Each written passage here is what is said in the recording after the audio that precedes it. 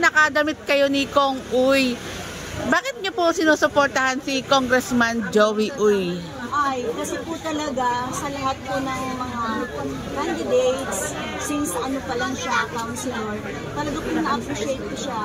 Siya po kasi yung tipo ng tao na masasabi talaga natin na ang servisyo, direct sa tao. So, ano pa po ang hahanapin natin para sa mga we should be proud na mayroong mga ganun tao na willing na mag-serve sa service dito. And ma'am, dagdag ko lang, may mga nagko-comment din sa atin mga account na marami daw po tinutulungan si Kong Joey Uy. Totoo po ba? Ay, talaga po. Ako po ang number 1 na dyan na pwedeng patunay. Kasi po dun sa barangay ko, pag meron po talagang nag-request, right away po talaga. At wala na po talagang tanungan. Kasi hindi po ba yung iba, parang ano ba yan? Andito na naman, hindi naman sa atin yan. Which I think is very, very wrong. Since ang nire-represent ninyo ay mga mamamayan ng district service, supposed to be ang service ninyo is for everybody. Yun po ang pagkakaalam ko talaga. At yan siya ang number 1 na katulong. Yung office pa nga po nila talaga po kahit po yung mga staff, naghahanap ka pa lang, papunta ka pa lang dun sa may office nila, parang sasabihin na si Joey Uy ba? O dito po. Tapos pagpasok nyo, talagang meron ng coffee, meron ng everything na Kaya po talagang mag-gustuhan nyo. Pero ang number 1 nga po doon ay yung servisyo nyo. Wala pong pinipili. Mayaman, mahirap talaga nga pong yakap na yakap ni Kong Uy. Ma'am, tanong ko lang po, ano po ba yung magbigay po kayo na example ng sinasabi niyong servisyo na na-experience nyo sa kanya na kilos agad? Kunyari, meron kayong problem, ganyan, tapos kinakailangan nyo ano bang tawag sa gano'n? Yung pupunta ka sa office kasi ipapa-notarize ninyo, mga gano'n. Tapos yung somebody within the barangay na may problema, financially, kasama na po yun. Usually naman talaga, sabihin na natin, accept it. Ang talaga po yung kalimutan problem ng mga tao is financial aspect. Ngayon, yung mga senior po talaga, na-appreciate po talaga siya. Kasi po yung kahit representative lang, syempre senior, or mas marami doon na parang bedridden na, may sakit. So what do you expect? Dapat hindi na yung presence pa nila doon. Sa kanila walang gaanong tanong-tanongan. Ano ba yan? Totoo ba yan? Mamaya doon, scammer lang yan. Ginagamit na yung mga anong tawag sa ganun? Reseta. Pero wala po talaga. Kaya po sabi ko, dapat ganun yung mamumuno. Hindi yung parang, ayan na naman sila, gano'n. Hindi po ba, minsan gano'n. Kumbaga, pagpunta nyo po dun sa office, talagang ramdam nyo na welcome kayo talaga sa kanila. Yes. Kahit na hindi ako personally, na-experience ko sa mga kaibigan ko, sa mga kabarangay ko.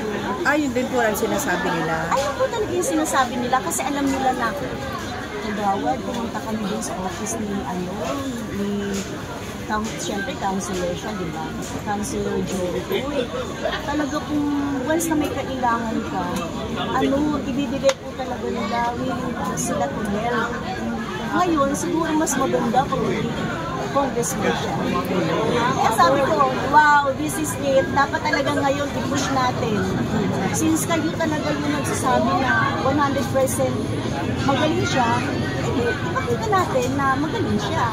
Dahil sinuportahan natin. Hindi yung ganito lang pagtalikod mo. Hayaan mo na kasi pera naman ng tao.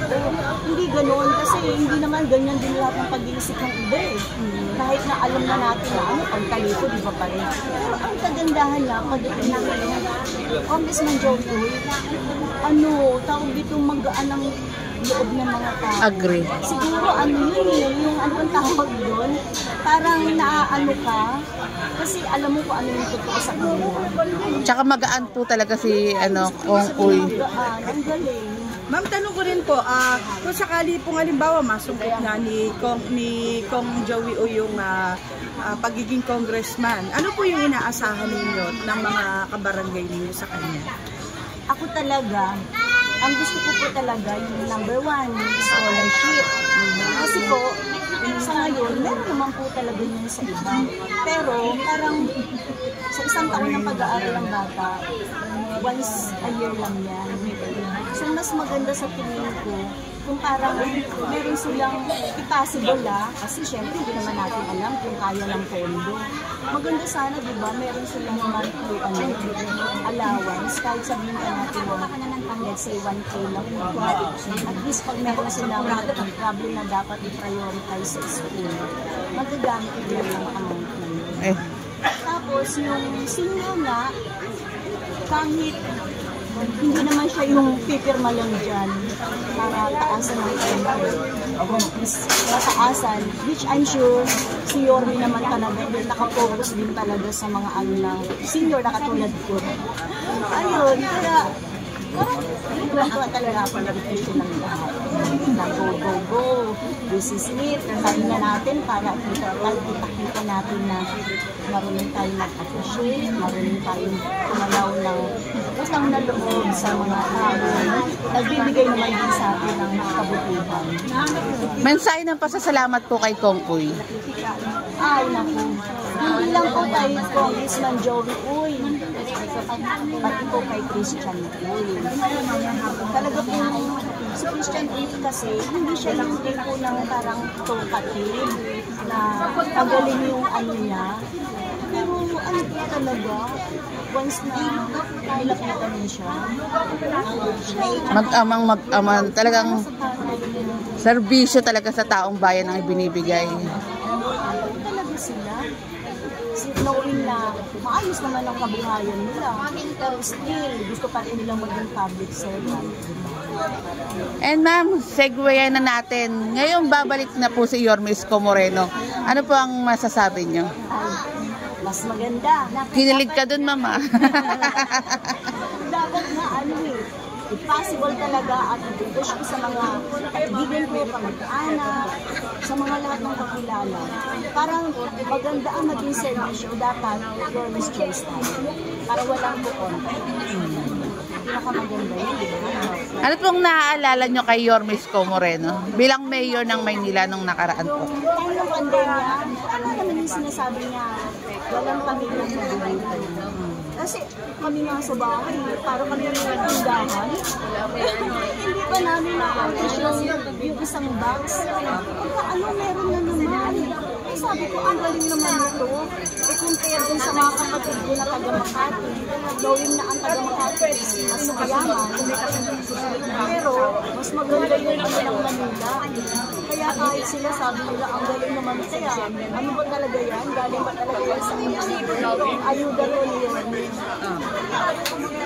Tapos isa pa, ano nga, si Yorme nga talaga, malaking sa kasi nga siguro talaga, galing siya sa mahirap na urban, buhay, so yung mga nasa laylayan, karating na And ma'am, message mo, last message mo po kay Yorme. Ay, Yorme, Pag si Yorme talaga.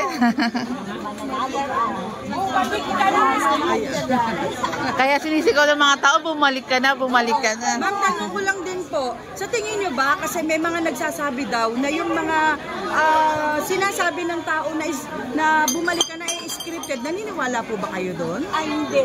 Kasi, ano yung feeling siya. Nasa puso niya yun. Yun, kahit sabihin mo, iba kasi yung bumalik ka na sabay ko ka, hindi. Talagang pag sinabi mong bumalik ka na, talagang pinapabalik mo. Yung willingness talaga na Maraming salamat po sa pagpapaunlak ng interview. Salamat po.